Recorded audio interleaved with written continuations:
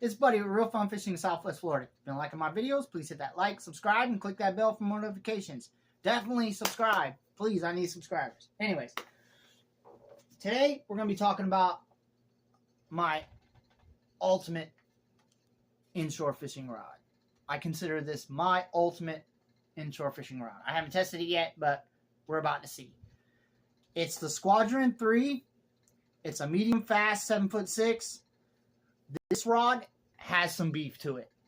Like, this rod, you can tell, actually has some beef to it. Like, look at that. Like, compared to the Pursuit IV that I bought, and obviously compared to, you know, ultralight rod that I bought.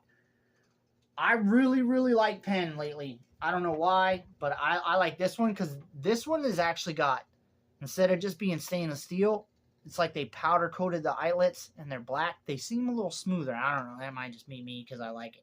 I like the little red flake or red line and the epoxy with the gold. It's really nice. I was just talking about my Penn 4 reel that I bought. It's a 3000 in the other video.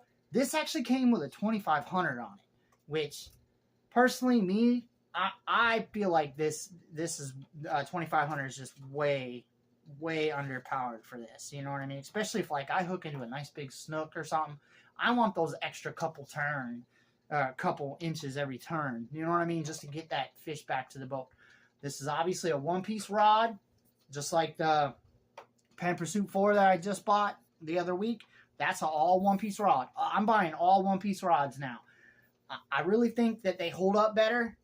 They don't splinter or crack in the center when you get a lot of force on them, and they just seem to bend so much more even. You're not like trying to put two rod pieces together and make them bend. There's always going to be that weak point. I don't care what nobody says. Like, you put a piece of fiberglass over a piece of fiberglass or carbon fiber or whatever this is, and you put it together, it's just that's a weak point. It has to be. You know what I mean? But yeah, it's the Penn Squadron III. It's Squadron 3, and it's actually, it says right there, an inshore rod. This is seriously made for inshore fishing. I really like it. Obviously I like the cork handle. I really like cork handles. I like the knob on the bottom. They even, let me see if I can get it to where it'll show it. No, I can't.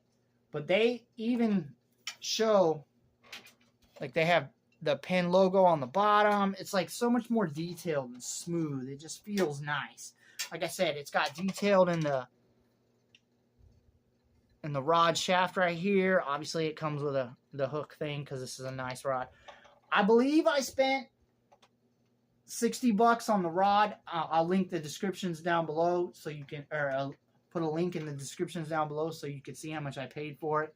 But I really, really like this rod. This is the rod that I bought for me. This is going to be my pole. Nobody's touching it. I really think the 7'6" might help me with the skipping. I've only really gotten like 6'6", 7'6" rods here and there. In my other video, I believe I might try to link that one down below. I actually have the 10-foot rod and reel of this. It's not the Squadron. It just came with the Pursuit IV. But it came with an 8,000 reel. And I reeled in a massive bull shark. I might link one of the pictures. It's probably in my intro, the bull shark.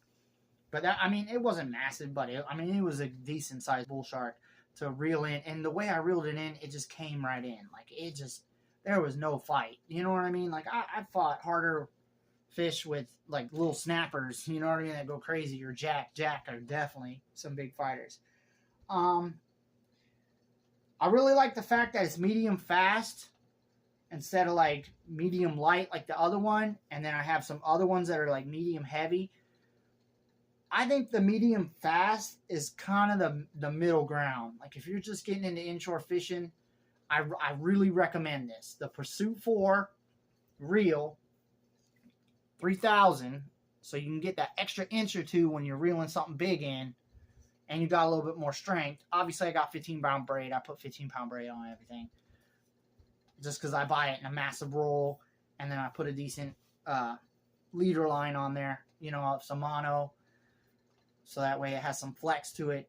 Braid likes to float, so if you're doing underwater stuff, like swim baits and this and that, you might need to bump up the size of the weight that you're using. I use jig heads that are weighted, and they have the eye on them, which a lot of people do.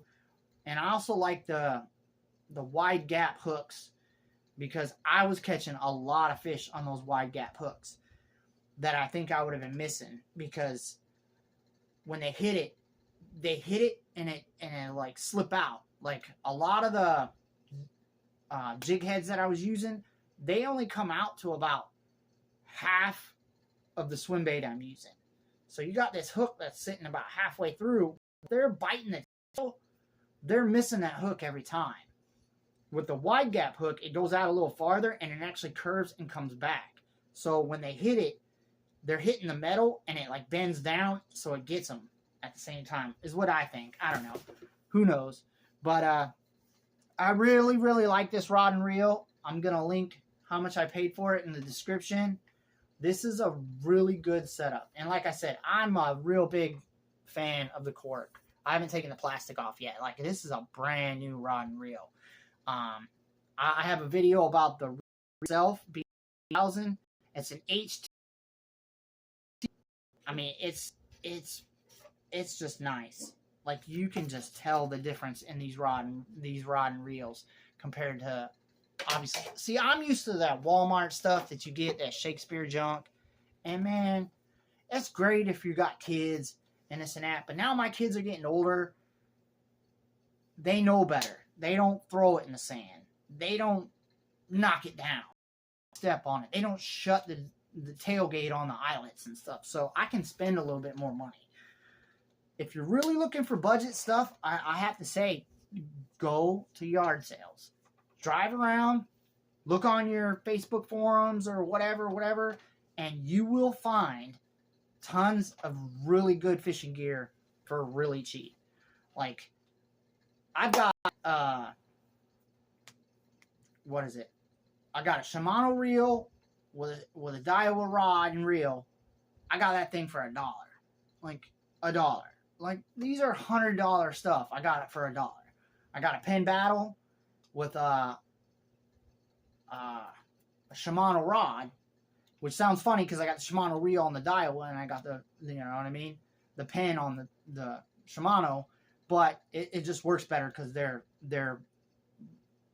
I don't know how to say it. It just catches better. Like, I had one on one and I switched it to the other, and the Penn Battle did not like that Daiwa rod. I don't know if it was the way the eyelets were set up from that first eyelet, because that's the one that mostly counts, is that first eyelet. You throw it, if that first eyelet's not catching that ring on a spinning rod just right, I don't care how well you cast or what kind of braid you got on there, it's just not going to work. So, but yeah, I really, really like the Squadron III rod. It's got more beef than the Pursuit. It's like I said, it is just beefier. Like, you can see, it is beefier. It is way beefier than PENN Pursuit IV. Go through and check out my last video about the PENN Pursuit IV rod. The Squadron III, I think, is just a lot more stout.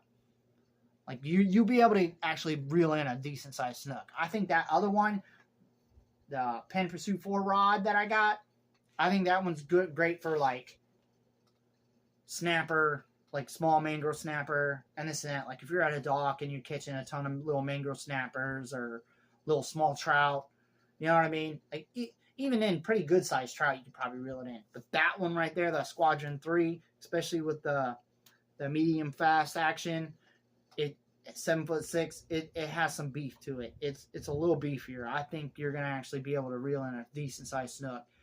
I mean, obviously it depends on the reel too. You gotta have decent drag, and that's another thing, guys. Don't lock your drag all the way down, man.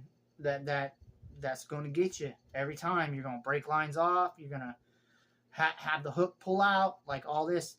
Leave a little bit of drag going so that way you can get it and then Then if you need to, slowly tighten the drag so that way you can pull that fish in. Plus, you're trying to wear the fish out.